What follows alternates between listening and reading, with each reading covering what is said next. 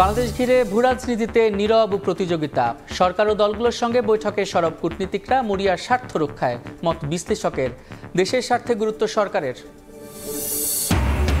বেগম জিয়ার হার্ট ও ফুসফুসের সংক্রমণ, ফের হাসপাতালে ভর্তি। 12 ঘন্টা থাকবেন মেডিকেল বোর্ডের তত্ত্বাবধানে, জানালেন চিকিৎসক। রিপোর্ট পর্যালোচনা করে পরবর্তী সিদ্ধান্ত।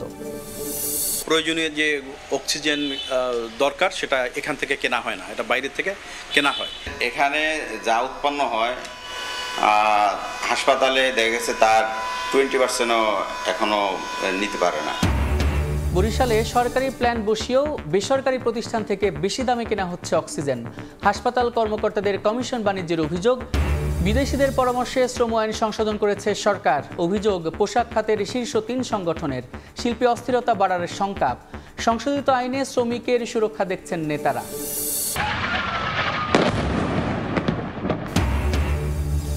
লেবাননের বৈরুতে ইসরায়েলি হামলা, হিজবুল্লাহর চিফ অব স্টাফ নিহত, দাবি নেতানিয়াহুর। 1.5 মাসে গাজায় প্রায় 500 বার যুদ্ধবিরতি লঙ্ঘন, প্রাণহানি অন্তত 342।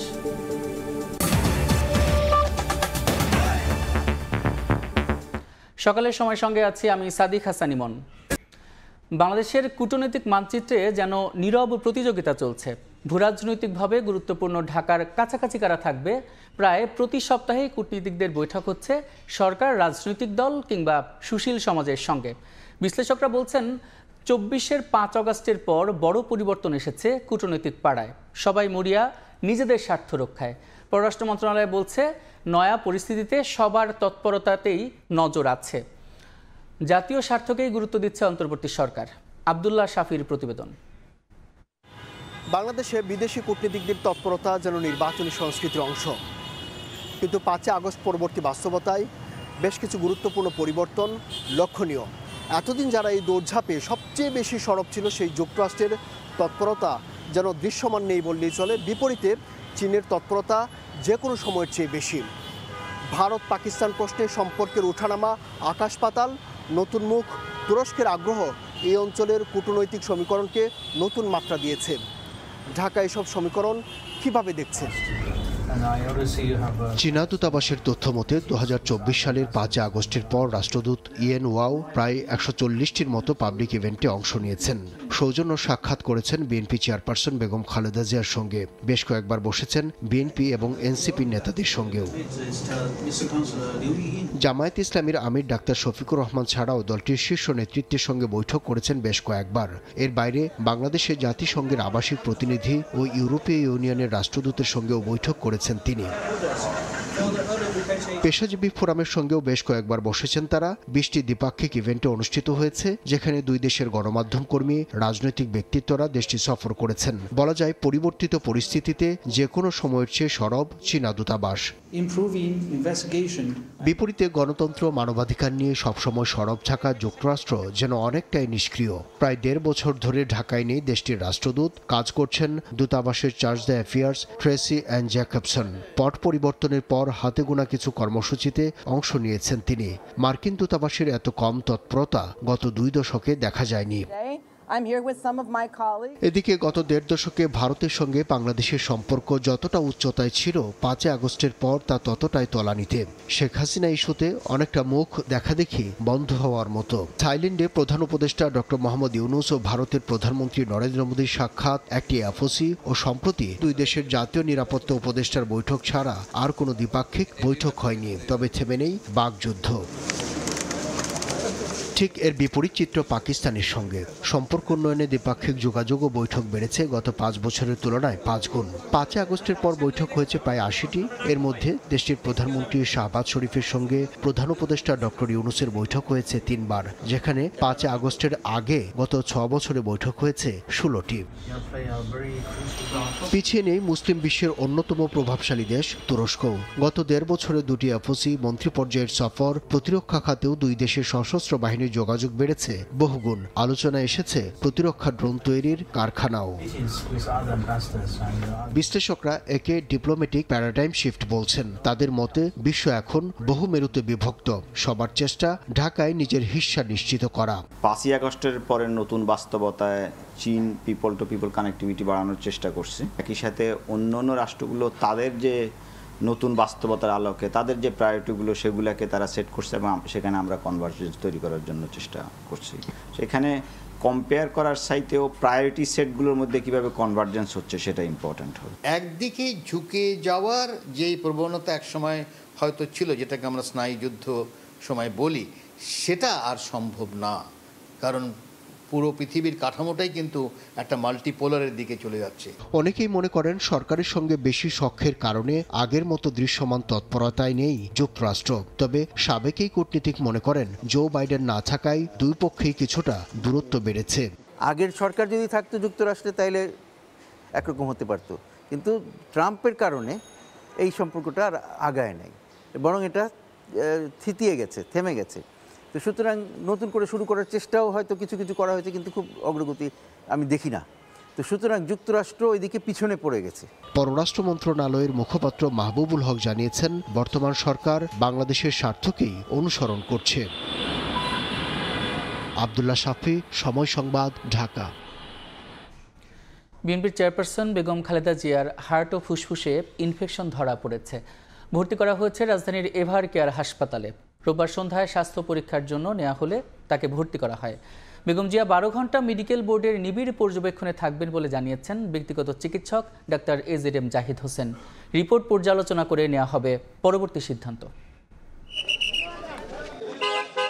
এক মাসের ব্যবধানে আবারও হাসপাতালে সাবেক প্রধানমন্ত্রী ও বিএনপি চেয়ারপারসন বেগম খালেদা জিয়া। নিয়মিত স্বাস্থ্য পরীক্ষার উদ্দেশ্যে রোববার রাত 8টার দিকে গুলশানের ফিরোজা থেকে তাকে নেওয়া হয় রাজধানীর এভার কেয়ার হাসপাতালে। প্রাথমিক পর্যবেক্ষণ শেষে চিকিৎসক বোর্ডের পরামর্শে দ্রুতই তাকে ভর্তি করা হয়।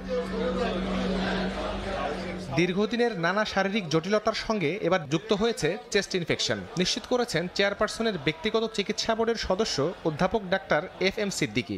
হার্ট এবং ফুসফুস দুটোই অ্যাট এ টাইম আক্রান্ত হওয়াতে ওনার খুব রেসপিরেটরি ডিস্ট্রেস হচ্ছিল এবং এখানে আমরা খুব দ্রুত ওনাকে নিয়ে এসে আমরা খুব তাৎক্ষণিকভাবে যেই দ্রুত পরীক্ষাগুলো করা দরকার করার পরে আমরা প্রাথমিক যে রিপোর্ট পেয়েছি সে অনুযায়ী মেডিকেল বোর্ডের সবাই বসে আমরা প্রাথমিকভাবে ওনাকে অ্যান্টিবায়োটিক দিয়েছি। অস্থির হওয়ার মতো পরিস্থিতি নয় উল্লেখ করে ব্যক্তিগত চিকিৎসক ডাক্তার AZM জাহিদ হোসেন জানান, সর্বোচ্চ চিকিৎসার পাশাপাশি আগামী 12 ঘন্টা তাকে নিবিড় পর্যবেক্ষণে রাখা হবে। সুচিকিৎসার ব্যাপারে যথাযথ ব্যবস্থা গ্রহণ করা হচ্ছে এবং সর্বোচ্চ সতর্কতা অবলম্বন করে নিবিড় চিকিৎসা দেওয়া হচ্ছে। বাট এটাতে অত্যন্ত উৎকণ্ঠিত হওয়ার কোনো বিষয় বলে আমরা মনে করছি না। আমরা মনে করছি যে ওনার চিকিৎসাটা যদি এখন যেভাবে শুরু হয়েছে আজকে আলহামদুলিল্লাহ, এটা যদি আগামী 12 ঘন্টা যেটি বললেন প্রফেসর FM সিদ্দিকী সাহেব, মেডিকেল বোর্ডের তত্ত্বাবধানে ওনারা আবার বসার পর পরবর্তীতে ওনার স্বাস্থ্যের অবস্থার উপর পর্যবেক্ষণ করে কী ধরনের চিকিৎসার পরিবর্তন আনা যায় সেই অনুযায়ী ব্যবস্থা নেবেন। লিভার সিরোসিস, কিডনি জটিলতা সহ দীর্ঘদিন ধরে নানা রোগে ভুগছেন সাবেক এই প্রধানমন্ত্রী। লন্ডন থেকে উন্নত চিকিৎসা শেষে দেশে ফেরার পর এই নিয়ে দ্বিতীয়বার হাসপাতালে ভর্তি হতে হলো তাকে। শাহরিয়ার শৌমিক, সময় সংবাদ, ঢাকা। সরকারে থাকা একটি মহল বিদেশিদের পরামর্শে শ্রম আইন সংশোধন করে অধ্যাদেশ জারি করেছে, যা কার্যকর হলে অস্থিরতা বাড়বে পোশাক শিল্পে। এমন অভিযোগ তুলে নতুন অধ্যাদেশ প্রত্যাখ্যান করেছে পোশাক শিল্পের শীর্ষ সংগঠন BGMEA, BKMEA ও BTMA। যদিও সংশোধিত আইনে শ্রমিকের সুরক্ষা দেওয়া হয়েছে বলে দাবি শ্রমিক নেতাদের। এ অবস্থায় নতুন আইন বাস্তবায়নে শিল্পাঞ্চলে যেন অসন্তোষ তৈরি না হয় তা নিশ্চিত করার পরামর্শ অর্থনীতিবিদদের। MS আরিফিনের report. দীর্ঘদিন ধরে বাংলাদেশের শ্রম আইনের সংশোধন চেয়ে আসছিল জাতিসংঘের শ্রম সংস্থা, ILO, যুক্তরাষ্ট্র, ইউরোপীয় ইউনিয়ন সহ পশ্চিমা দেশগুলো। অবশেষে বাংলাদেশ শ্রম আইন সংশোধন 2025-এর খসড়া গেল মাসে অনুমোদন করে উপদেষ্টা পরিষদ, যেখানে দেখা যায় আগে শ্রম আইনে ভবিষ্যৎ তহবিল গঠনের কথা থাকলেও তা বাধ্যতামূলক ছিল না। তবে নতুন আইনে 100 জন স্থায়ী শ্রমিক থাকলেই স্থায়ী তহবিলের বাধ্যবাধকতা রাখা হয়েছে। কারখানায় কর্মরত 20 জন শ্রমিক কর্মচারী সম্মত থাকলেই করা যাবে ট্রেড ইউনিয়ন, অথচ আগে দরকার হতো মোট শ্রমিকের 20% সম্মতি। একটি প্রতিষ্ঠানে করা যাবে সর্বোচ্চ 5টি ট্রেড ইউনিয়ন, এতদিন যা ছিল 3টি। এসব সংশোধন নিয়ে পোশাক শিল্পের উদ্যোক্তাদের আপত্তির মধ্যেই গেল সোমবার খসড়াটি অধ্যাদেশ আকারে জারি করে সরকার। এবার তা প্রত্যাখ্যান করেছে BGMEA, BKMEA ও BTMA। শ্রমিক গণবসতি এলাকা যেগুলি সেখানে কিন্তু এক একটা বাড়িতে 40 জন 50 জন শ্রমিক কিন্তু থাকে। ওই বাড়িগুলো যদি ইচ্ছা করে সে তার বাড়িতে 20 জনকে নিয়ে একটা ট্রেনিং করে ফেলতে পারে। এই যে শ্রম আইন যেটা হয়েছে এটা কোনোভাবেই বাংলাদেশের প্রেক্ষাপটে, আমাদের ইন্ডাস্ট্রির প্রেক্ষাপটে, আমাদের দেশের অর্থনীতির প্রেক্ষাপটে এই শ্রম আইনটা দেশের জন্য যোগ্য উপযোগী হয় নাই। নতুন আইন শিল্পে অস্থিরতা বাড়াবে বলে দাবি উদ্যোক্তাদের। আগামী দিনগুলিতে এই সেক্টরটাকে কন্টিনিউয়াসলি সাফার করতে হবে, অর্থাৎ যারা এটা করিয়েছে তারা পরিকল্পিতভাবেই করিয়েছে, কারণ এতবার এত কঠিনভাবে আমরা এটা নিয়ে কথা বলার পরেও এইটা সরকার ফাইনালি এটা পরিবর্তন করে নাই। মজুরি বৃদ্ধি সহ নানা দাবিতে শ্রমিকরা মাঠে নামলে কালো তালিকাভুক্ত করা যাবে না এমন বিধানও রাখা হয়েছে নতুন অধ্যাদেশে। সংজ্ঞা পরিবর্তন করে কর্মকর্তা কর্মচারীদের অন্তর্ভুক্ত করা হয়েছে শ্রমিকদের। সংশোধিত শ্রম আইন কর্মী বান্ধব বলে দাবি শ্রমিক নেতাদের। যা কিছু চেয়েছি সব পেয়ে গেছে এটা বলা যাবে না, কারণ আসলে রাতারাতি সবকিছু সম্ভব নয়। যতটুকুই শ্রম অধ্যাদেশে হয়েছে সেটা আমি মনে করি যে গণঅভ্যুত্থানের একটা আকাঙ্ক্ষারই ফলাফল। শ্রমিকদের যে সংজ্ঞা সেই শ্রমিকের মধ্যে চলে আসবে এবং তারা সেই ধরনের সুযোগ সুবিধা এখান থেকে নিতে পারবে। প্রভিডেন্ট ফান্ডের ইস্যুটা এবার ম্যান্ডেটরি করা হয়েছে। আমরা চাই যে সেটা ম্যান্ডেটরি মানে যাতে মানা হয়, না মানলে সেখানে পানিশমেন্টের ব্যবস্থা করা। এদিকে নতুন আইন বাস্তবায়ন করতে গিয়ে শিল্পাঞ্চলগুলোতে যেন ঝুঁকি তৈরি না হয় সেদিকে নজর রাখার পরামর্শ অর্থনীতিবিদদের। এটাকে যাতে পুঁজি করে কেউ দেশের ক্ষতি করতে না পারে, দেশের যে শিল্প কারখানায় বা যে কোনো ধরনের ইকোনমিক অ্যাক্টিভিটিস সেখানে যাতে করে কোনো ধরনের কোনো অসুবিধা তৈরি না হয়, তো সেটা দেখতে হবে। এবং একই সঙ্গে শ্রমিকের যে অধিকারগুলো আছে, তার যে কমপ্লায়েন্সগুলো আছে, মানে সোশ্যাল কমপ্লায়েন্স যেগুলো, সেগুলোকে আমাদের আস্তে আস্তে মান্য করার যে অভ্যাস সেটা তৈরি করতে হবে। শিল্পের স্বার্থে পণ্যের মূল্য বাড়াতে আন্তর্জাতিক বাজারে শ্রমিক সংগঠনগুলোকে আরও সংগঠিতভাবে সোচ্চার হওয়ার তাগিদ রপ্তানি খাত সংশ্লিষ্টদের। MS আরিফিন, সময় সংবাদ, ঢাকা। আবারও রাজস্ব আদায়ে পিছিয়ে পড়েছে কাস্টমস। বছর ব্যবধানে আদায় কমেছে 16.5%। তবে ভ্যাট ও আয়করে ভর দিয়ে গত মাসেও ইতিবাচক ধারা ধরে রেখেছে এনবিআর। অর্থবছরের প্রথম 4 মাসের হিসাবে দেখা যায় রাজস্ব আহরণে প্রবৃদ্ধি 15%-এর বেশি হলেও লক্ষ্যমাত্রার তুলনায় তা 17,219 কোটি টাকা কম। লক্ষ্য পূরণে কর আহরণ পদ্ধতি সহজ করার তাগিদ অর্থনীতিবিদদের। দেশ চালাতে দরকারি অর্থের মধ্যে গেল অক্টোবর মাসে সরকারের কোষাগারে জাতীয় রাজস্ব বোর্ড এনবিআর জমা দেওয়ার কথা ছিল 36,793 কোটি টাকা, কিন্তু আদায় পরিস্থিতি বলছে 8,320 কোটি টাকা কম আহরণ করতে পেরেছে সংস্থাটি।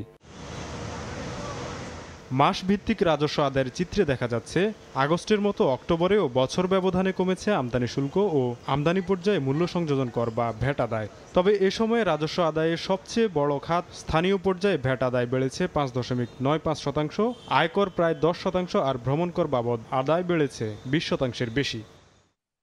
এনবিআরের হালনাগাদ তথ্যে দেখা যায় 4 মাসের হিসেবে অক্টোবর পর্যন্ত মোট রাজস্ব আদায় হয়েছে 1,19,478 কোটি টাকা, যা লক্ষ্যমাত্রার তুলনায় 17,219 কোটি টাকা কম হলেও গত বছরের একই সময়ের তুলনায় 15.5% বেশি। এ সময়ে সবচেয়ে বেশি 24.78% প্রবৃদ্ধি হয়েছে ভ্যাট আদায়ে।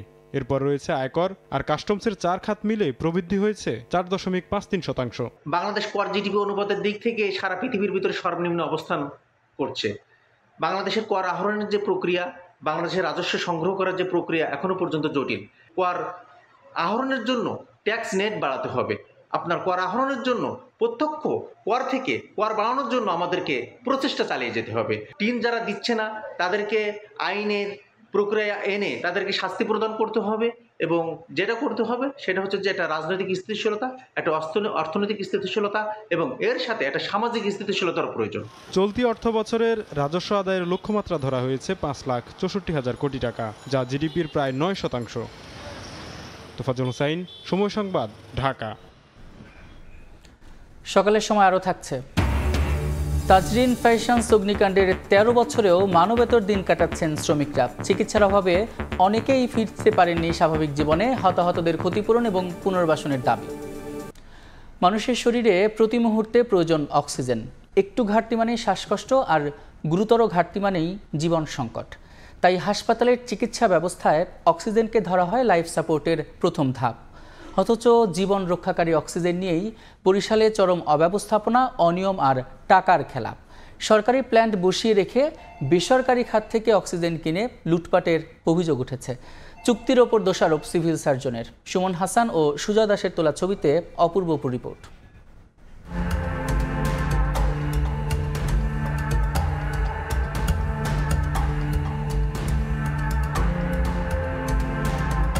দ্রুত অক্সিজেন যোগান নিশ্চিতে বরিশাল জেনারেল হাসপাতাল প্রাঙ্গণে কয়েক কোটি টাকা ব্যয়ে সরকার নির্মাণ করে পিএসএ অক্সিজেন প্লান্ট। আধুনিক যন্ত্রপাতি, পর্যাপ্ত লোকবল সবই আছে, শুধু নেই রাষ্ট্র ও জনগণের প্রতি দায়বদ্ধতা। সংশ্লিষ্টরা বলছেন প্রতি ঘন্টায় 60,000 লিটার অর্থাৎ 24 ঘন্টায় 14,40,000 লিটার অক্সিজেন উৎপাদনে সক্ষম প্লান্টটি, যা দিয়ে জেলার সব সরকারি হাসপাতালের চাহিদা মেটানো সম্ভব। কিন্তু বাস্তবে উৎপাদন হয় দৈনিক মাত্র 5,000 লিটার। কিন্তু কেন? এখানে যা উৎপন্ন হয় হাসপাতালে দেখা গেছে তার 20%ও এখনো নিতে পারে না। আমাদের ডিমান্ড নেই, এ কারণে আমরা পাঠাইতে পারি না। আমরা এই হসপিটালে যতটুকু প্রয়োজন ততটুকুই আমরা করি। মানের দিক থেকে এটা অনেক উন্নত, প্রায় 95% বলা যায় এটা যথোচিত। কাজে বেসরকারি অক্সিজেনগুলো অতটা মানসম্মত নয়। সার্বক্ষণিক কাজ করতে সক্ষম আছি, কিন্তু আমাদের হসপিটাল অথরিটির পারমিশন নাই দেখে আমরা সার্বক্ষণিক উৎপাদন করতে পারতেছি না। অভিযোগ উঠেছে সক্ষমতা থাকলেও অদৃশ্য কারণে কাজে লাগানো হচ্ছে না প্লান্টটি। বসিয়ে রাখা হয়েছে প্লান্টের জন্য কেনা 250 কেভির জেনারেটর। দিনের বেশিরভাগ সময়ই বন্ধ থাকে উৎপাদন, ফলে জেলা জুড়ে সরকারি হাসপাতালগুলো বঞ্চিত হচ্ছে বিনামূল্যের সরকারি অক্সিজেন থেকে। এতে রোগীর খরচ যেমন বাড়ছে, রাজস্ব হারাচ্ছে সরকার। 2024 সালে 22টি জেলার 29টি স্থানে সরকারিভাবে এই প্লান্ট স্থাপন করা হয়। উদ্দেশ্য ছিল সাধারণ মানুষের অক্সিজেন চাহিদা মেটানো হবে বিনে পয়সায়। তবে কার্যত বরিশালেরটা অচল, অনেকটা উৎপাদনহীন। অভিযোগ উঠেছে বেসরকারিভাবে 2টি প্রতিষ্ঠান থেকে বেশি দামে অক্সিজেন কেনা হচ্ছে, গচ্ছা যাচ্ছে সাধারণ মানুষের টাকা। আশ্চর্যের বিষয় হচ্ছে সদর হাসপাতালে এই প্লান্টটির অবস্থান হলেও এই হাসপাতাল অক্সিজেন কিনছে বেসরকারি প্রতিষ্ঠান থেকে। এই বাংলা মেডিকেল কলেজ হাসপাতালও বছরে কোটি টাকার অক্সিজেন কিনছে স্পেকটা ও লিন্দে নামের 2টি প্রতিষ্ঠান থেকে। সরকারি অক্সিজেন প্লান্ট বসিয়ে রেখে বেসরকারি প্রতিষ্ঠান থেকে কেন কেনা হচ্ছে অক্সিজেন? অবশ্য এজন্য সিভিল সার্জন দুষছেন পূর্বের করা চুক্তিকে। আর শেরে বাংলা মেডিকেলের নতুন পরিচালক বলছেন সরকারি প্লান্টের বিষয়ে খুঁটিনাটি জানেন না তিনি। যে পিএসএর যেটা অক্সিজেন দিয়ে আপাতত আমাদের সদর হাসপাতাল পিএসএর অক্সিজেন দিয়ে চলছে, আর স্পিডটাকে চিঠি লিখে মৌখিকভাবে বন্ধ করা হয়েছে। এখানে কিছুটা হয়তো আছে, মানে ইনফরমেশন গ্যাপ থাকতে পারে। আর আমার প্রতি বছরে 1 কোটির আশেপাশে এরকম আমার অক্সিজেন খরচ হয় 1 কোটি টাকার মতো। সংশ্লিষ্টরা বলছেন বেসরকারি প্রতিষ্ঠান থেকে 1 লিটার অক্সিজেন কিনতে হচ্ছে 45 টাকায়, কিন্তু সরকারি প্লান্টে অক্সিজেন উৎপাদন খরচ মাত্র 2 টাকা 50 পয়সা। যে প্লান্ট থেকে জেলার সব হাসপাতালে বিনামূল্যে অক্সিজেন সরবরাহ সম্ভব, সেটি কেন ফেলে রাখা হয়েছে? এর নেপথ্যে কয়েকজন কর্মকর্তার কমিশন বাণিজ্যকে দুষছেন অনেকে। আর স্বাস্থ্য অধিদপ্তরের সেই চিরচেনা ছকে বাঁধা উত্তর, দ্রুত নেওয়া হবে ব্যবস্থা। জেলা এবং উপজেলাগুলো কোথাও কিন্তু প্রয়োজনীয় যে অক্সিজেন দরকার সেটা এখান থেকে কেনা হয় না, এটা বাইরের থেকে কেনা হয়, যাতে করে আসলে এই যে কোটি কোটি টাকা ব্যয়ে যে অক্সিজেন প্লান্ট করা হয়েছে সেটা অকার্যকরী রয়ে গেছে। সরকার এরকম একটা ব্যবস্থা নিচ্ছেন যাতে বরিশাল বিভাগের তথা বাংলাদেশের প্রত্যেকটা স্বাস্থ্য প্রতিষ্ঠানে ইন্ডিপেন্ডেন্টলি এরকম সরবরাহ থাকে, যাতে করে অক্সিজেনের জন্য কোনো রোগী যাতে কষ্ট না পায়। নথিপত্র পর্যালোচনা করে দেখা যায় 2024-25 অর্থ বছরে শের-ই বাংলা মেডিকেল কলেজ হাসপাতাল অক্সিজেন কিনেছে 1 কোটি টাকার। জেলার 9 উপজেলা স্বাস্থ্য কমপ্লেক্স এর পেছনে খরচ করেছে 15 লাখ টাকার বেশি। অথচ সরকারি প্ল্যানটি পুরো দমে চালু করলে একদিকে যেমন বছরে সরকারের কোটি টাকার সাশ্রয় হতো, তেমনি জনগণও পেত বিনামূল্যের অক্সিজেন সেবা। অপূর্ব অপু, সময় সংবাদ, বরিশাল। বরিশালে ভয়াবহ রূপ ধারণ করেছে ডেঙ্গু পরিস্থিতি, বাড়ছে আক্রান্ত ও মৃতের সংখ্যা। তবে চিকিৎসা ব্যবস্থা নিয়ে প্রশ্ন তুলেছেন রোগী ও স্বজনরা। তাদের অভিযোগ, অস্বাস্থ্যকর পরিবেশে শেরেবাংলা মেডিকেল কলেজ হাসপাতালে চলছে চিকিৎসা সেবা। সুমন হাসানের ছবিতে মেহেদি হাসান বাপ্পির রিপোর্ট। ডেঙ্গুতে আক্রান্ত রোগীর সংখ্যা বেড়েছে বরিশালের হাসপাতালগুলোতে। প্রথমে স্বাভাবিক জ্বর মনে হলেও তীব্র অসুস্থতায় চিকিৎসকের শরণাপন্ন হলে পরীক্ষার মাধ্যমে ধরা পড়েছে এ রোগ। চলতি মাসে বিভাগে এ জ্বরে মৃত্যুবরণ করেছেন 7 জন, আক্রান্ত হয়েছে 1000-এর বেশি। হঠাৎ করে আমার বুকের ভিতরে ব্যথার জন্য হাসপাতালে আসছিলাম। আসার পরে আমার 3টা টেস্ট দিছিল ডাক্তার, তার রক্ত পরীক্ষা আমার ধরা পড়ছে যে ডেঙ্গু। আমি তো প্রথম বুঝতে পারিনি যে ডেঙ্গু নাকি, টেস্ট করাই টেস্ট করার পর আমার রিপোর্টে মানে ধরা পড়ে যে আমার আপনার ডেঙ্গু হয়েছে। শহর জুড়ে বিভিন্ন স্থানে জমে থাকা পানির কারণে বাড়ছে মশার বংশবিস্তার। এতে ভোগান্তিতে পড়তে হচ্ছে বাসিন্দাদের। শহরে যে ড্রেনেজ ব্যবস্থাটা আছে সেটা মানে বিভিন্ন ময়লায় আপনার আটকানো, যার ফলে পানির নিষ্ক্রিয় ব্যবস্থা ভালো না, তাই মশা প্রচুর পরিমাণে পয়দা হচ্ছে। মশার পরিমাণ এত বৃদ্ধি পাচ্ছে যে আমাদের পড়াশোনায় আমরা ঠিকমতো মনোনিবেশ করতে পারতেছি না। কয়েল, তারপরে আপনার অ্যারোসল, যা যা মশা মারার যে তাতেও কাজ হয় না। তবে ডেঙ্গু রোগীদের চিকিৎসায় অভিযোগ উঠেছে অব্যবস্থাপনার। জেলার সরকারি হাসপাতালগুলোতে নেই রোগীর জন্য মশারির ব্যবস্থা, সঙ্গে যোগ হয়েছে হাসপাতালের অপরিচ্ছন্নতা। সব জায়গায় ময়লা, আবার কোনো মশারি নাই, একটু কম্বল টম্বল নাই। এখানে এই রুগী তরাতে যারা জরুরি লই ইমার্জিতে, তাই রুগী কিভাবে রাখে? সার পোকার জ্বালা যন্ত্রণায়, তারপরে এই যে বাথরুমগুলো দরজা খোলার কোনো স্কোপ নাই। হাসপাতাল থেকে এসে কোনো ওষুধ, একটা স্যালাইন কিছুই দেয় না। চিকিৎসকরা বলছেন 2 ধাপে এবার ডেঙ্গু প্রভাব বিস্তার করেছে। আতঙ্কিত না হয়ে আরও সচেতন হওয়ার আহ্বান সংশ্লিষ্ট কর্মকর্তার। গত 1 মাসে আবার একটা পিকিয়ে চলে আসছে এবং প্রতি বছর এই সময়টাতেই আসে। তো আমরা সবসময়ের জন্য বলি যে একটু সতর্ক থাকা, ভয় না পেয়ে, কেন ডেঙ্গু প্রতিরোধ আমার হাতের কাছেই। কিন্তু স্বাস্থ্য বিভাগের তথ্য মতে চলতি বছর ডেঙ্গুতে বরিশাল বিভাগে প্রাণ হারিয়েছেন 48 জন, আর আক্রান্তের সংখ্যা ছাড়িয়েছে 20,000। মেহেদি হাসান বাপ্পি, সময় সংবাদ, বরিশাল। শীত মৌসুমের শুরুতেই বরগুনায় ডায়রিয়া ও নিউমোনিয়ার প্রকোপ। সবচেয়ে বেশি আক্রান্ত হচ্ছে শিশুরা। সদর হাসপাতালে ধারণ ক্ষমতার 3 গুণ বেশি শিশু চিকিৎসাধীন। দেখা দিয়েছে ওষুধ সংকটও। রুবেল হোসেনের ছবিতে সাইফুল মিরাজের রিপোর্ট। বেড এবং মেঝে, কোথাও তিল ধারণের ঠাঁই নেই। বরগুনা জেনারেল হাসপাতালে শিশু রোগীদের উপচে পড়া ভিড়। শীত মৌসুমের শুরুতেই বরগুনায় দেখা দিয়েছে ডায়রিয়া ও নিউমোনিয়ার প্রকোপ। 50 শয্যার শিশু ওয়ার্ডে প্রতিদিন ভর্তি থেকে চিকিৎসা নিচ্ছেন 1.5 শতাধিক রোগী। অভিভাবকরা জানান, প্রথমে জ্বর কাশি, পরে ধরা পড়ছে নিউমোনিয়া। কেউ কেউ আক্রান্ত হচ্ছেন ডায়রিয়াতেও। তাদের অভিযোগ, সরকারি হাসপাতালে চিকিৎসা নিলেও মিলছে না ওষুধ। পেটে ব্যথা ছিল, বমি ছিল, তো আমরা 2 দিন হয়েছে ভর্তি হয়েছে আর কি। জ্বর, ঠান্ডা, সর্দি নিয়ে ভর্তি। তিল ঠাই ধরনের মানে ফাঁকা নাই ফ্লোরে, সেখানে সব বাচ্চা নিউমোনিয়া আক্রান্ত। ওষুধ বড়ি সবই বাড়ি দিয়ে আমার আনতে হয়, আমার এই জায়গায় দেয় না। এখান থেকে শুধু নাফা সিরাপটাই ওই পাইছি, আর কিচ্ছু পাইনি। টেস্ট এই জায়গায় করা যায় না, আপনার বাইরে থেকে করতে হয়। ঠান্ডাজনিত কারণে আক্রান্ত বেশিরভাগ শিশু। তাদের বাড়তি যত্ন নেওয়ার তাগিদ চিকিৎসকদের। সাম্প্রতিক আমরা একটা ডেঙ্গু মহামারী পার করেছি, তো তখন আমাদের রোগীর সংখ্যা প্রায় 5 গুণ থেকে 10 গুণ ছিল। তখনই আমাদের স্টকে যেসব ওষুধ, ইভেন ক্যানুলা পর্যন্ত, আবার রিয়েজেন্ট আমাদের প্রয়োজনের তুলনায় যে যা ছিল তার থেকে 10 গুণ শেষ হয়ে গিয়েছে। কোনো অবস্থাতে যেন বাচ্চাদের ঠান্ডা না লাগে এই দিকে খেয়াল রাখা, এবং যে কোনো সমস্যা বোধ করলেই আমাদের বহির্বিভাগে সবসময় শিশু বিশেষজ্ঞ ডাক্তার থাকে, এসে তাদের পরামর্শ গ্রহণ করা। হাসপাতালের তথ্য মতে চলতি মাসে হাসপাতালের বহির্বিভাগে চিকিৎসা নিয়েছেন 7 শতাধিক শিশু, আর ভর্তি থেকে চিকিৎসা নিয়েছেন 4 শতাধিক শিশু। সাইফুল মিরাজ, সময় সংবাদ, বরগুনা। আশুলিয়ার তাজরিন ফ্যাশনসে অগ্নিকাণ্ডের 13 বছর পরও মানবেতর দিন যাপন করছেন আহত শ্রমিকরা। উন্নত চিকিৎসা না হয় অনেকেই ফিরতে পারেননি স্বাভাবিক জীবনে। হতাহতদের ক্ষতিপূরণ এবং পুনর্বাসনের দাবি শ্রমিক নেতাদের।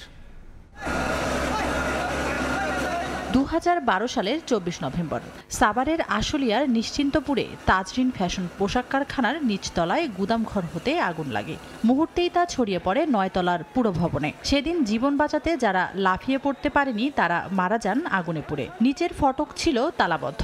সরকারি হিসাবে এ অগ্নিকাণ্ডে প্রাণ হারান 114 জন।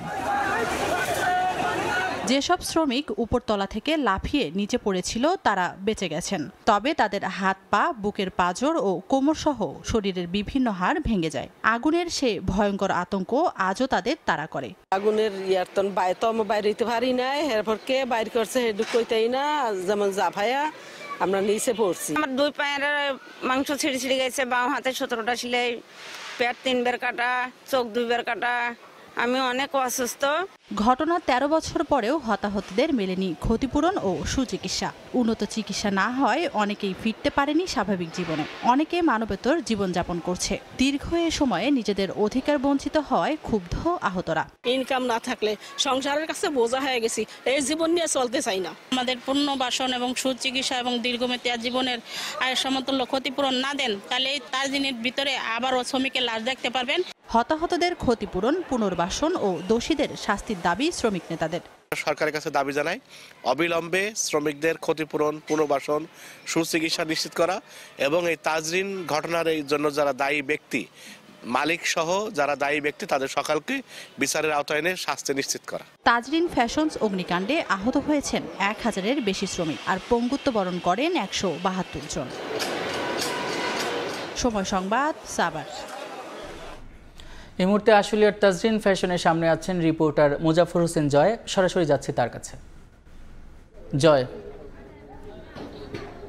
2012 সালের 24শে নভেম্বর ঠিক এই দিনেই সন্ধ্যার পর কিন্তু এই দুর্ঘটনা ঘটে এবং তখন কিন্তু অগ্নিকাণ্ডে প্রায় অনেক শ্রমিক মারা যায় এবং অনেকে আহত হয় এবং তারাই কিন্তু আজকে এখানে জড়ো হয়েছেন এবং তারা সকাল থেকে আমরা দেখছি যে নিহত শ্রমিকদের স্মরণে কিন্তু তারা পুষ্পস্তবক অর্পণ করেছেন। একই সাথে কিন্তু দোয়া মোনাজাত হয়েছে, একই সাথে স্মরণ সভা হয়েছে এখানে, যেহেতু অনেক আহত এবং নিহত পরিবারের স্বজনরা এখানে এসেছেন এবং অনেকে আছেন যে বিভিন্ন জেলা থেকে এসেছেন, তারা রাত্রি এখানে যাপন করেছেন এবং সেভাবেই তারা এখনো বসে আছেন। আমরা দেখছি নারী শ্রমিকদের এখানে বসে রয়েছেন এবং তাদের দাবি একটি, মূলত যে সেই দিন যে ঘটনাটি ঘটেছিল অর্থাৎ 2012 সালের যে 24শে নভেম্বর যে ঘটনাটি ঘটেছিল সেটিতে এই কারখানার যে মালিক রয়েছেন দেলোয়ার, তিনি মূলত ঘটিয়েছেন বলে তারা দাবি করছেন এবং তারা বলছেন যে ওয়ালমার্ট নামের একটি বিশ্ববিখ্যাত যে বায়ার প্রতিষ্ঠান, সেই প্রতিষ্ঠানের মূলত তারা সেদিন শিপমেন্ট দিচ্ছিলেন এবং ওই দিন দেলোয়ারও উপস্থিত ছিলেন এবং তার নির্দেশেই মূলত কারখানার মূল ফটকে তালা ঝুলিয়ে দেওয়া হয়, যার ফলে কিন্তু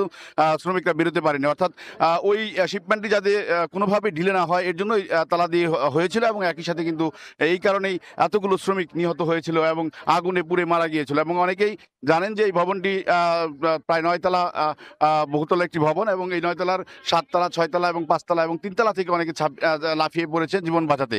আর যারা লাফিয়ে পড়তে পারেনি তারা কিন্তু অগ্নিকাণ্ডে দগ্ধ হয়ে মৃত্যুবরণ করেছে। এর ফলে কিন্তু এখানে যারা রয়েছেন তাদের পরিচয় সম্পর্কে নিশ্চিত হতে পারেনি অনেক স্বজন। একই পরিবারে 2 থেকে 3 জনও মারা গিয়েছেন, এমনও ঘটনা ঘটেছে। তারা বলছেন যে তাদের যে এক জীবনের ক্ষতিপূরণ, সেই ক্ষতিপূরণ কিন্তু এখনো পর্যন্ত নিশ্চিত হয়নি। বিগত সরকারের আমলে কিন্তু যেমন নিশ্চিত হয়নি, বর্তমান সরকারের আমলে তারা সেই জিনিসটি নিয়ে দাবি জানিয়ে আসছিলেন এবং একটু আশ্বাস পেয়েছিলেন, কিন্তু বছর কাটতে না কাটতে তাদের সেই আশ্বাসের গুড়েবালি পড়েছে বলে তারা আমাদেরকে জানিয়েছেন। তারা বলছেন যে তারা চাচ্ছেন যে মূলত এই সরকারের আমলে অর্থাৎ নির্বাচনের আগেই মূলত এই সরকার তাদেরকে পুনর্বাসন, একই সাথে এক জীবনের ক্ষতিপূরণ, একই সাথে তাদের চিকিৎসার সুব্যবস্থা করবেন। সুচিকিৎসা না পেয়ে অনেক শ্রমিক রয়েছেন যে তারা মূলত মানবেতর জীবনযাপন করছেন, একই সাথে পরিবার নিয়ে তারা চরম বিপাকে রয়েছেন বলে আমরা জানতে পেরেছি। একই সাথে তারা যে অভিযোগটি করেছেন সেটা হচ্ছে যে এই দেলোয়ার হোসেনের বিচার তো হয়নি, বরং তাকে আওয়ামী লীগ সরকার পুরস্কৃত করেছিল এবং তাকে পদায়ন করা হয়েছিল এবং আওয়ামী লীগের একটি দলীয় পদে তাকে পদায়ন করার ফলে কিন্তু সেই বিচার সুনিশ্চিত হয়নি। তাই তারা দাবি করছেন যে মূলত এই সরকারের আমলেই এই শ্রমিকদের এক জীবনের ক্ষতিপূরণ এবং একই সাথে পুনর্বাসন এবং চিকিৎসার ব্যবস্থা করা হবে। তো তাজরিন ফ্যাশন থেকে 13 বছর পূর্তি উপলক্ষে আমার কাছে এই ছিল সর্বশেষ। সাভারের আশুলিয়া থেকে যুক্ত ছিলেন সহকর্মী মুজাফর হোসেন জয়। স্টিল টেক মানে গুণগত মানের নিশ্চয়তা। It's all about stainless style. বগুড়ায় স্ত্রীকে শ্বাসরোধে হত্যার অভিযোগ উঠেছে স্বামীর বিরুদ্ধে। পালানোর সময় অভিযুক্ত রিয়াজুলকে আটক করে এলাকাবাসী। যৌতুক না দেওয়ায় হত্যা করা হয়েছে বলে দাবি নিহতের স্বজনদের। পুলিশ বলছে অভিযোগ খতিয়ে দেখে নেওয়া হবে ব্যবস্থা। একমাত্র মেয়েকে হারানোর শোকে মা বাবার বুক ফাটা আত্মনাদে ভারী চারপাশ। প্রেমের সম্পর্ক থেকে 3 মাস আগে দুই পরিবারের অমতে বগুড়ার কাহালুর মোড়ইল গ্রামের আফিয়া আক্তার গাবতলীর নসিপুর গ্রামের নাফিসকে বিয়ে করেন। স্বামীর সঙ্গে শহরের কৈপাড়ায় একটি ফ্ল্যাটে ভাড়া থাকতেন। রোববার সন্ধ্যায় আফিয়া তার বাবা ও মাকে মুঠোফোনে কল করে তাকে বাঁচানোর আকুতি করে। তারা ভাড়া বাসায় গিয়ে জানালার গ্রিলের সঙ্গে ওড়না পেঁচানো অবস্থায় আফিয়ার মরদেহ দেখতে পান। এ সময় নাফিস পালানোর চেষ্টা করলে স্থানীয়রা তাকে আটক করে পুলিশে দেয়। স্বজনদের দাবি নাফিসের পরিবার 5 লাখ টাকা ও একটি মোটরসাইকেল চেয়েছিল, না দেওয়ায় আফিয়াকে শ্বাসরোধে হত্যা করেছে বলে অভিযোগ করেন তারা। ফোন দেওয়ার পরে বলছে যে বাবা আমাকে মেরে ফেলে দিল। এই কথা শুনে ওখান থেকে যতটুকু পারছে আসতে যতটুকু সময় লাগছে আসে এই ঘটনা। মেয়ের উপর অনেকভাবে ওই জামাইয়ের অনেকভাবে অত্যাচার করে, এটা নাই ওটা নাই, এটা সম্পূর্ণ একটা মার্ডার এবং পরিকল্পিতভাবে ও জামাই নিজেই ওর মুখ দিয়ে শ্বাসরুদ্ধ করে ও মারার পরে ওই গামছা পেঁচে ওই ওখানে মেরে দিচ্ছে। ছেলে বলতেছে ওই জায়গায় ফাঁসি দিছে, যে জায়গায় ফাঁসি দিছে মেয়েটা তো লম্বা, ওই জায়গায় ফাঁসির কোনো অপশনই নাই, মানে দিতেই পারবে না কেউ না। মৃত্যুর কারণ ময়নাতদন্ত পর্যন্ত অপেক্ষা করতে হবে বলে জানিয়েছে পুলিশ। পোস্টমর্টম রিপোর্ট শেষে এটা আসলে জানা যাবে যে এটা সুইসাইড না হোমিসাইডাল। আটক নাফিস একটি বেসরকারি প্লাস্টিক কোম্পানির বিক্রয় প্রতিনিধি হিসেবে কাজ করেন। আব্দুল আউয়াল, সময় সংবাদ, বগুড়া। দীর্ঘ 15 বছর ধরে অচল পটুয়াখালী বিজ্ঞান ও প্রযুক্তি বিশ্ববিদ্যালয়ে স্থাপিত ভূমিকম্প পরিমাপক যন্ত্রটি। এতে হাতে কলমে শিক্ষা থেকে বঞ্চিত হচ্ছেন শিক্ষার্থীরা। এমনকি সাম্প্রতিক ভূমিকম্পে কোনো কাজেই আসেনি মাত্রার নির্ণয়কারী দক্ষিণাঞ্চলের একমাত্র সিসমোগ্রাফ যন্ত্রটি। সুজন দামের ছবি ও মোহাম্মদ মনির হোসেন বাদলের তথ্য নিয়ে রিপোর্ট। দক্ষিণাঞ্চলের একমাত্র ভূমিকম্পের মাত্রা নির্ণয়ের যন্ত্রটি এক যুগেরও বেশি সময় ধরে অচল পড়ে আছে, অযত্নে অবহেলায় জরাজীর্ণ অবস্থায়। 2010 সালের অক্টোবরে পটুয়াখালী বিজ্ঞান ও প্রযুক্তি বিশ্ববিদ্যালয় ক্যাম্পাসে স্থাপন করা হয় ভূমিকম্পের মাত্রা নির্ণয়ের যন্ত্র সিসমোগ্রাফ। ঢাকা বিশ্ববিদ্যালয়ের ভূতত্ত্ব বিভাগের সঙ্গে যুক্তরাষ্ট্রের কলম্বিয়া বিশ্ববিদ্যালয়ের একটি চুক্তির আওতায় স্থাপন করা হয় যন্ত্রটি। স্থাপনের 3 মাসের মাথায় 2011 সালের জানুয়ারিতে যন্ত্রটিতে সমস্যা দেখা দেয়। পরে মেরামত করে সচলের 1 বছরেই আবারও বিকল হয়ে যায়। পরে আর সচল করা যায়নি সিসমোগ্রাফটি। প্রায় 15 বছর যাবৎ এটি অকেজো রয়েছে। এটা যদি ভালো থাকতো তাহলে আমরা এই অঞ্চলে কতটুকু ভূমিকম্প হচ্ছে এটা পরিমাপ করতে পারতাম। আমরা যত সেমিস্টার ধরে পড়াশোনা করছি এটার কোনো ব্যবহারিক কোনো জ্ঞান বা কোনো কিভাবে কি করতে হয় আমরা সে সম্পর্কে কোনো ধরনের কোনো শিক্ষা পাচ্ছি না। আমরা যদি প্র্যাকটিক্যাল নলেজটা এখান থেকে গেইন না করতে পারি তাহলে আমরা এই দেশের মানুষের জন্য কি সার্ভিসটা দিব। সিসমোগ্রাফ অচল থাকায় বিশ্ববিদ্যালয়ের শিক্ষার্থীরা হাতে কলমে শিখতে পারছেন না। দ্রুত সচল করতে উদ্যোগ নেওয়ার আহ্বান জানিয়েছেন সংশ্লিষ্ট। সিসমোগ্রাফ এটা যদি আমরা আরো অ্যাক্টিভ করতে পারি এবং তাহলে সেখানে স্টুডেন্টরা উপকৃত হবে, বিশ্ববিদ্যালয়ের শিক্ষকরা গবেষণার জন্য অনেক স্কোপ পাবে। পটুয়াখালী বিজ্ঞান ও প্রযুক্তি বিশ্ববিদ্যালয় ক্যাম্পাসে সিসমোগ্রাফ যন্ত্রটি স্থাপন করতে খরচ হয় প্রায় অর্ধ কোটি টাকা। সময় সংবাদ, পটুয়াখালী। পটুয়াখালী থেকে কুয়াকাটা দক্ষিণাঞ্চলের সবচেয়ে গুরুত্বপূর্ণ পর্যটন ও বাণিজ্যিক মহাসড়ক, কিন্তু 83 কিলোমিটার এই রুট পরিণত হয়েছে ঝুঁকির করিডোরে। সপ্তাহ জুড়ে ছড়িয়ে থাকা 20টিরও বেশি বাঁকের কারণে প্রায়ই ঘটছে দুর্ঘটনা। চরম দুর্ভোগে পড়েন পর্যটকরা। তৌকিপাদার ছবিতে শিকদার জাবির হোসেনের রিপোর্ট। পটুয়াখালী কুয়াকাটা মহাসড়ক লেবুখালী সেতু থেকে কুয়াকাটা 0 পয়েন্ট পর্যন্ত 83 কিলোমিটার দীর্ঘ এ সড়কে দুর্ঘটনা ঘটছে প্রায়। পুরো সড়কে রয়েছে অন্তত 20টি ঝুঁকিপূর্ণ বাঁক, যার এক প্রান্ত থেকে দেখা যায় না বিপরীতমুখী কোনো যানবাহন। এতে ঘটছে যানবাহনের সংঘর্ষ, এমনকি মৃত্যু। একটা অটো ব্রেক করলে আর একটা হ্যারে ওভারটেক করে চলে যায়, তাই চলে যায় ওরে বাঁচাইতে যাই আমার ঢালান লাগে খালে, নাইলে ওরে ঠেলে লই যাওয়া লাগে। কিছু কিছু টার্নিং আছে এই জায়গায় কোনো চিহ্ন নাই, এই চিহ্ন না থাকার কারণে আর কি দুর্ঘটনা বিগত ঘটে। যতক্ষণে আঁকাবাঁকা রোড সোজা না হইবে ততক্ষণে রাস্তার দুর্ঘটনা থেকে এড়া যাবে না। এদিকে সড়কের ওপরই রয়েছে অন্তত 15টি হাট বাজার। এর মধ্যে হেতালিয়া বাদঘাট, বদরপুর, বসাকবাজার, শাখারিয়া, মহিষকাটা, আমতলী এবং পাখিমেরা বাজারে সবসময় যানজট লেগে থাকে। এতে দুর্ঘটনা ঝুঁকি আরও বেড়েছে। কুয়াশার কারণে নসিমন গাড়িগুলো চিনায় না, রাস্তায় না চিনে, এই জন্যে গাড়ি বাউলি মৌলি লইলে রাস্তার বাহিরে আমরা পড়িয়ে যাই। রাস্তার উপরে হাট বাজার থেকে এইটাও নিষিদ্ধ। এইটা হইলে আমাদের দক্ষিণাঞ্চলে সড়ক দুর্ঘটনা অনেক কমবে। সড়ক বিভাগ বলছে 4 লেন প্রকল্প বাস্তবায়ন হলে জমি অধিগ্রহণের মাধ্যমে বাঁকগুলো সোজা করা হবে। আর সড়কের উপর বেড়ে ওঠা বাজারগুলো স্থানান্তরের কার্যক্রম চলছে বলে জানায় জেলা প্রশাসন। বাঁক সরলীকরণগুলোকে করতে গেলে আমাদের 4 লেন প্রজেক্টের জন্য অপেক্ষা করতে হবে। এটা সরকারের এটা পরিকল্পনার মধ্যে আছে। আশা করি তখন এটা বাস্তবায়ন হবে। রাস্তার পাশে যে হাটগুলো বসছে সবাইকে এই রেগুলেশনসের মধ্যে আনাটা একটু হয়তোবা সময় লাগবে, বাট আমরা নিয়ে এসে জনশৃঙ্খলা এবং মানুষের চলাচলকে নির্বিঘ্ন করব। চলতি বছর এ মহাসড়কে 2 শতাধিক দুর্ঘটনায় প্রাণ হারিয়েছেন অন্তত 12 জন, আহত হয়েছেন প্রায় 1000। শিকদার জাবির হোসেন, সময় সংবাদ, পটুয়াখালী। রাজধানীর কাপ্তান বাজার পোল্ট্রি মার্কেটে নতুন ইজারাদার নিয়োগ দিয়েছে ঢাকা দক্ষিণ সিটি কর্পোরেশন। রোববার রাতে ম্যাজিস্ট্রেট মাইকিং করে বিষয়টি জানান। এদিকে বাজার মালিক সমিতির নির্দেশে বন্ধ রয়েছে পোল্ট্রি মার্কেট, এমন অভিযোগ ব্যবসায়ীদের। কাপ্তান বাজার পোল্ট্রি মার্কেটের সামনে প্রায় ক্রেতা বিক্রেতা শূন্য। ব্যবসায়ীরা জানান, পোল্ট্রি ব্যবসায়ী মালিক সমিতির নির্দেশে রবিবার থেকে বন্ধ রয়েছে পোল্ট্রি মার্কেট। বাজার বন্ধ আছে 2 দিন। ওনারা বলছে আমরা 2 দিন অফ রাখার জন্য, কিন্তু অফ রাখলে আমাদের সমস্যা, ব্যবসা বাণিজ্য, বুঝতে পারছেন? অফ রাখার অনেক ক্ষতি হয়ে যায়, পার্টি এদিকে জায়গা এদিকে জায়গা। কালকে দিছে, কালকে আছে, আমি তো পড়াইছি বাজারে। কারা দিয়েছে? মার্কেট কমিটির লোকেরা দিছে। মার্কেট কমিটির লোকেরা কি বলেছিল, মানে কি মাইকিং করেছে নাকি কাগজ দিয়েছে? আমরা বলে দিয়েছে যে বন্ধ থাকবে মার্কেট 2 দিন। এ বিষয়ে জানতে মালিক সমিতির কাউকে পাওয়া না গেলেও কয়েকজন ব্যবসায়ী জানান, সিটি কর্পোরেশন ইজারাদার নিয়োগ দেওয়ায় খাস আদায় বন্ধ রাখতে নির্দেশ দেওয়া হয়। সিটি কর্পোরেশন থেকে একজন নিছে, মানে বাজারটা ইজারাদার নিছে, আর বাকি মানে যারা বাজার চালাইতো ওদের সাথে মানে ঝামেলা, এই কারণে এটাই শুনছি আমরা, যে কারণে বন্ধ আছে। কবে থেকে বন্ধ? এটা আজকে প্রথম বন্ধ, মানে 2 দিন বন্ধ থাকার কথা শুনছি। অবশেষে ইজারাদার নিয়োগের প্রমাণ মিলল সিটি কর্পোরেশনের মাইকিংয়ে। রোববার রাতেই মাইকিং করে নতুন ইজারাদারের মাধ্যমে খাস আদায়ের ঘোষণা দেয়া হয়। রাত্রিকালীন মুরগির বাজারে ইজারা প্রদান করা হয়েছে। উক্ত ইজারাদার ব্যবহৃতভাবে অন্য কাউকে আপনারা টোল দিবেন না।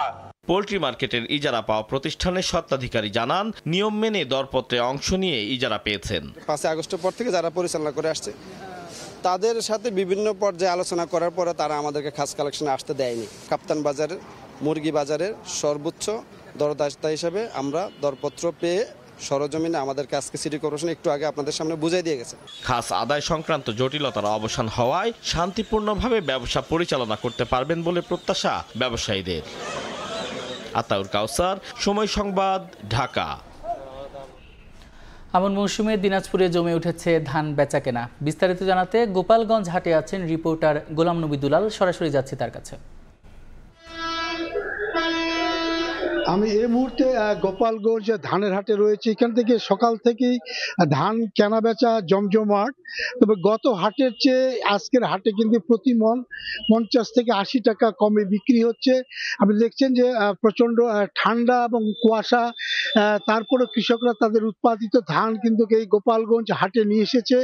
আজকের হাটের দামটা আপনাদের একটু বলে রাখি যে বিআর 11 প্রতি মন বিক্রি হচ্ছে 1150 টাকা, 51 1100 থেকে 1125 টাকা, সুমন স্বর্ণ 1150 টাকা এবং গুটি স্বর্ণ বিক্রি হচ্ছে 1100 টাকা।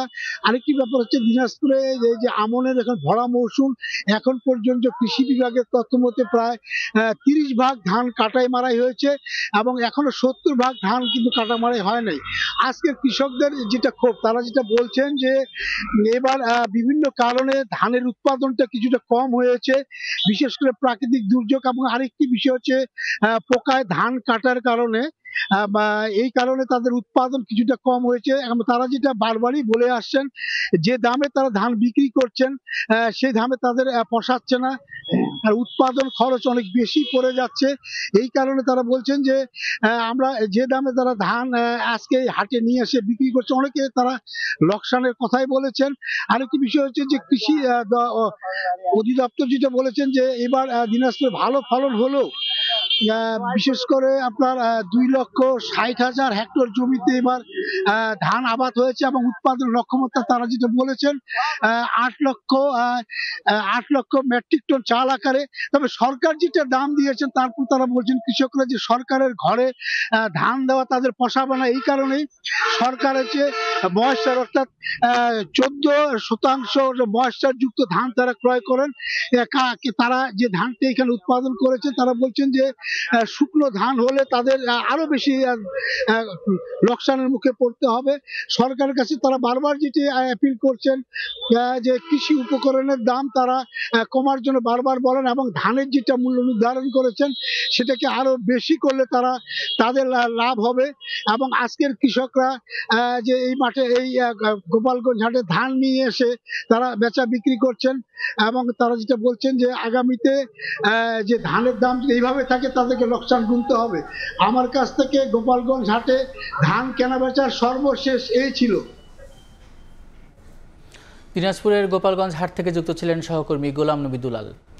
150 বছরের পুরনো ঝালকাঠির নলছিটি পৌরসভা, কিন্তু দীর্ঘদিনেও হয়নি কাঙ্ক্ষিত উন্নয়ন। পরিকল্পনার অভাব, ড্রেনেজ ব্যবস্থা না থাকা ও ভাঙ্গা রাস্তাসহ অধিকাংশ নাগরিক সুবিধা থেকে বঞ্চিত পৌরবাসী। সুগন্ধা নদীর তীরে যত্রতত্র ফেলা হচ্ছে ময়লা আবর্জনা। নদী দূষণের পাশাপাশি নষ্ট হচ্ছে পরিবেশ ও জনস্বাস্থ্য।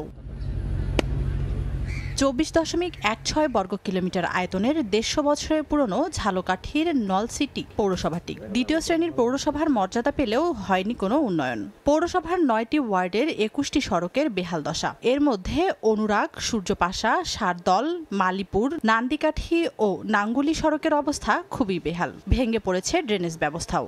আমাদের রাস্তাঘাটের এত বেহাল অবস্থা খুবই আশঙ্কাজনক। ময়লা ফেলানোর কোনো নির্দিষ্ট জায়গা নাই। সুগন্ধা নদীর তীরে ময়লাগুলো সব ফেলাই, অনেক পরিবেশ দূষণ নষ্ট হয়। পৌরসভায় নেই কোনো গণশৌচাগার, নেই সুপরিকল্পিত বর্জ্য ব্যবস্থাপনা। নদীতে ময়লা ফেলায় দূষিত হচ্ছে পানি, রয়েছে জনবল সংকট। নিয়মিত পৌরকর পরিশোধ করলেও মিলছে না ন্যূনতম সেবা। পানি সাপ্লাই পানি থাকে আবার থাকে না, সময়কালে পাওয়া যায় না। বজ্রগুলি এগুলি সুগন্ধা নদীতে সরাসরি ওখান থেকে ফেলানো হয়, যার কারণে পানি দূষণ করা হচ্ছে এবং পৌরসভা থেকে কোনো এই ব্যাপারে কোনো ব্যবস্থা না এখনো হচ্ছে না। একটা পৌরসভা চলতে যেই পরিমাণ দক্ষ জনবল দরকার, এর কিছুই এখানে নাই এবং এটা আজকে একদিন থেকে না, দীর্ঘদিন থেকে। নাগরিক ভোগান্তির কথা স্বীকার করে বিভিন্ন প্রকল্পের আওতায় পর্যায়ক্রমে ব্যবস্থা নেওয়ার আশ্বাস পৌর প্রশাসকের। প্রকল্পগুলো যদি আমরা খুব দ্রুতই পাস করতে পারি, মন্ত্রণালয় থেকে অনুমোদন পাই, তাহলে আমি আশা করছি যে খুব শীঘ্রই আমরা এটা বাস্তবায়নের মাধ্যমে উন্নয়ন করতে পারবো। 1865 সালে ঢাকার পর দ্বিতীয় প্রাচীনতম হিসাবে নলছিটি পৌরসভার যাত্রা শুরু হয়। বর্তমানে প্রায় 50,000 মানুষ পৌর এলাকায় বসবাস করেন। সময় সংবাদ, ঝালকাঠি। ভঙ্গুর দশা পিরোজপুরের নাজিরপুর উপজেলার নির্মাণাধীন অডিটোরিয়াম ভবনের। কাজ শেষ না করেই পুরো টাকা তুলে উধাও ঠিকাদারি প্রতিষ্ঠান। এতে দীর্ঘদিন ধরে পরিত্যক্ত থাকায় ভবনটি এখন মাদক সেবীদের আখড়ায় পরিণত হয়েছে। জিয়াউল হকের তথ্য, ছবি নিয়ে রিপোর্ট। ভবন এখনো নির্মাণাধীন, অথচ বিভিন্ন স্থানে দেখা দিয়েছে ফাটল, থমকে আছে কাজ। 2020 সালে পিরোজপুরের নাজিরপুরে শুরু হয় অডিটোরিয়াম ভবনের নির্মাণ কাজ। ঠিকাদারি পান তৎকালীন পিরোজপুর 1 আসনের সংসদ সদস্য ও সাবেক মন্ত্রী সম রেজাউল করিমের ভাই নূরে আলম সিদ্দিকী শাহীন। 2022 সালের জুন মাসে কাজ শেষ হওয়ার কথা থাকলেও এখনও ভবন বুঝে পায়নি প্রশাসন। রয়েছে নিম্নমানের সামগ্রী দিয়ে নির্মাণ কাজের অভিযোগও। ওই সময় অনিয়ম নিয়ে মুখ খুলতে সাহস পাননি স্থানীয়রা। এই ভবনটি যেভাবে করা হয়েছে মূলত আইন না মেনে, যার পরিপ্রেক্ষিতে পিছনটা হেলে পড়েছে এবং বর্তমানে এটি ঝুঁকিপূর্ণ। এদিকে দীর্ঘদিন ধরে নির্মাণ কাজ বন্ধ থাকায় ভবনটির ভঙ্গুর দশা, পাশাপাশি অরক্ষিত থাকায় মাদক সেবন ও বিভিন্ন ধরনের অসামাজিক কার্যক্রম চলছে সেখানে। এখানে মাদকের আখড়া, এখানে কোনো লাইটের ব্যবস্থা নেই, একটা জরাজীর্ণ ভবন। এখানে কেউ আসে না, এখানে কিছু অসামাজিক ছেলেপেলে মাদক ব্যবসায়ী তারা আড্ডা মারে। এ ব্যাপারে অভিযোগ আমলে নিয়ে প্রয়োজনীয় ব্যবস্থা নেওয়ার আশ্বাস প্রশাসনের। দুর্নীতির অভিযোগ যেই প্রকল্পগুলোতে রয়েছে সেই প্রকল্পগুলোতে আপাতত বরাদ্দ স্থগিত রয়েছে। তবে এই প্রকল্পের দুর্নীতির অভিযোগ সমাধান আশা করছি খুব দ্রুত সম্ভব হবে। প্রকল্পগুলো আবার সেখানে পুনরায় বরাদ্দ দেওয়া হবে। উপজেলা প্রকৌশল কার্যালয়ের দরপত্রের মাধ্যমে অডিটোরিয়াম ভবন নির্মাণের ব্যয় ধরা হয়েছিল 10,15,00,000 টাকা। সময় সংবাদ, পিরোজপুর। দেখছেন সকালের সময়। দেশের বাইরের খবর। লেবাননে বৈরুতের দক্ষিণাঞ্চলে ইসরায়েলের হামলায় প্রাণ হারিয়েছেন ইরান সমর্থিত হিজবুল্লাহ চিফ অফ স্টাফ। এতে আরও 5 জন নিহত এবং আহত হয়েছেন 28 জন। এদিকে গেল 1.5 মাসে প্রায় 500 বার যুদ্ধবিরতি চুক্তি লঙ্ঘন করেছে ইসরায়েল। এতে অন্তত 342 জন বেসামরিক নাগরিক নিহত হয়েছেন, যাদের অধিকাংশই নারী ও শিশু। স্থানীয় সময় রোববার বিকেলে তীব্র বিস্ফোরণে কেঁপে ওঠে লেবাননের বৈরুতের আবাসিক ভবনগুলো। কয়েক সেকেন্ডে ধূলিসাৎ হয়ে যায় পুরো এলাকা, ধসে পড়ে ভবন, ক্ষতিগ্রস্ত হয় বহু যানবাহন। লেবাননের ইরান সমর্থিত হিজবুল্লাহ চিফ অফ স্টাফকে লক্ষ্য করে এ হামলা চালিয়েছে বলে জানায় নেতানিয়াহু প্রশাসন। ইসরায়েলের এই বিমান হামলায় হিজবুল্লাহর chief of staff Haitham Ali Tabatabai প্রাণ হারিয়েছেন বলে দাবি করেছেন ইসরায়েলি প্রধানমন্ত্রী বিনিয়ামিন নেতানিয়াহু। এছাড়া হামলায় প্রাণ হারিয়েছেন আরও কয়েকজন, আহত হয়েছেন অনেকেই। হামলার পরেই লেবানিজ সেনা, অ্যাম্বুলেন্স ও সিভিল ডিফেন্স ইউনিট দ্রুত এলাকায় পৌঁছে বাসিন্দাদের নিরাপদে সরিয়ে নেয়। আহতদের নিয়ে যাওয়া হয় স্থানীয় হাসপাতালে। লেবাননের প্রেসিডেন্ট জোসেফ আউন হামলার নিন্দা জানিয়ে বিশ্ব সম্প্রদায়কে চাপ বাড়ানোর আহ্বান জানান। এ হামলা সফল হয়েছে উল্লেখ করে নেতানিয়াহু জানান, হামলার লক্ষ্যই ছিল হিজবুল্লাহর সামরিক প্রধান আলী তাবতাবাই। এক ভিডিও বার্তায় তিনি বলেন, তাবতাবাই হিজবুল্লাহর অস্ত্র সংগ্রহ ও জনবল বাড়ানোর উদ্যোগে নেতৃত্ব দিয়ে আসছিলেন। চলমান যুদ্ধবিরতির মধ্যেই এই হামলাকে স্পষ্ট উস্কানি বলছে হিজবুল্লাহ। সংগঠনটির দাবি, যুদ্ধবিরতি কার্যকর থাকলেও ইসরায়েল অবিরাম আগ্রাসন চালিয়ে যাচ্ছে। এ ধরনের আঘাত সীমান্ত জুড়ে নতুন করে সংঘাত ছড়িয়ে দিতে পারে বলেও শঙ্কা সংগঠনটির। এদিকে গাজার চিত্রও প্রায় একই। নুসেরাত শরণার্থী ক্যাম্পে ইসরায়েলি হামলায় বিধ্বস্ত ঘরবাড়ি, ধ্বংসস্তূপে আটকা পড়েছেন বহু মানুষ, যাদের খুঁজে পেতে হিমশিম খাচ্ছেন স্বেচ্ছাসেবীরা। হাসপাতালগুলোতে জায়গা না থাকায় আহতদের মেঝেতে চিকিৎসা দিতে হচ্ছে। আল জাজিরার এক প্রতিবেদনে উঠে এসেছে, গেল 1.5 মাসে প্রায় 500 বার যুদ্ধবিরতি চুক্তি লঙ্ঘন করেছে ইসরায়েল। এতে নিহত হয়েছেন শত শত ফিলিস্তিনি, যাদের অধিকাংশই নারী ও শিশু। ইয়াসমিন অনন্যা, সময় সংবাদ। এ পর্যায়ে শীর্ষ সংবাদগুলো জানিয়ে দিচ্ছে আরেকবার। বাংলাদেশ ঘিরে ভূ রাজনীতিতে নীরব প্রতিযোগিতা, সরকার ও দলগুলোর সঙ্গে বৈঠকে সরব কূটনীতিকরা, মরিয়া স্বার্থ রক্ষায়, মত বিশ্লেষকের। দেশের স্বার্থে গুরুত্ব সরকারের। বেগম জিয়ার হার্ট ও ফুসফুসে সংক্রমণ, ফের হাসপাতালে ভর্তি। 12 ঘন্টা থাকবেন মেডিকেল বোর্ডের তত্ত্বাবধানে, জানালেন চিকিৎসক। রিপোর্ট পর্যালোচনা করে পরবর্তী সিদ্ধান্ত। এবং বিদেশিদের পরামর্শে শ্রম আইন সংশোধন করেছে সরকার। অভিযোগ, পোশাক খাতের শীর্ষ 3 সংগঠনের। শিল্পে অস্থিরতা বাড়ার শঙ্কা। সংশোধিত আইনে শ্রমিকের সুরক্ষা দেখছেন নেতারা।